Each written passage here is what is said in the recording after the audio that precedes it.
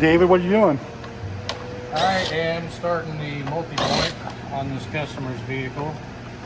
First time this customer's been with us. Okay, what are you removing here?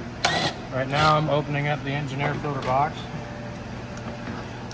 Ooh, And it looks like this filter has recently been changed, so we'll put that back. good. And why is a clean air filter important?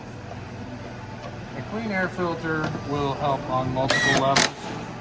It will allow your engine to breathe better, which improves not only responsiveness, but fuel economy as well. Because when you have a clogged air filter, not only is the engine not drawing in as much air as it normally would, but also it'll add more fuel to the air fuel mixture to compensate for that loss of air. You can see this one's pretty full of dust and debris, so I'll recommend to the customer that this be replaced. All right. Of course, we're going to check all of his fluids. It was a little bit low on coolant, so we'll top that off, check and make sure that there's not a leak. Once I get the vehicle in the air, I'll be able to check the transmission fluid, because this vehicle actually does not have a transmission fluid dipstick. Right now I'm going to remove his oil filter because this vehicle uses a cartridge filter that you access from the top. Of course, this is a very common vehicle. This is a GMC Terrain, just like the Chevy Equinox. This is exactly the same as any 10 to 17 Chevy Equinox. Different front end and different light. Oil filter up and measure the tires right now. And these ones measure at about 6/32 tread, so those will be fine for the one to see. So the check plug for this particular transmission is up here on the side of the case. I'm just going to remove a small amount of fluid into this little bottle so that I can show you, and so then I can also go in and show the customer what condition their fluid's in. So how often should someone change their transmission fluid?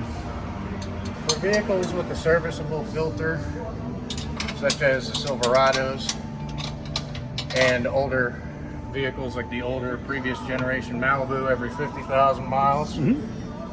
Vehicles like this that don't have a serviceable filter, it depends on your driving habits, but typically anywhere between 30,000 and 40,000. Of course, we're going to look at the condition of the fluid before we look at the mileage.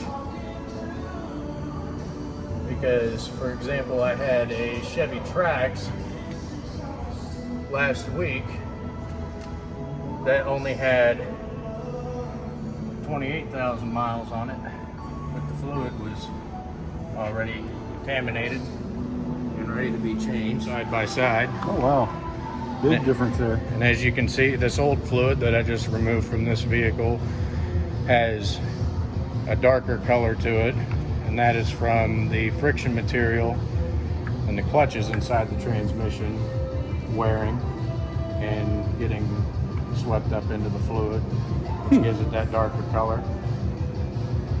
This fluid will be okay, provided that it gets changed. This is normal.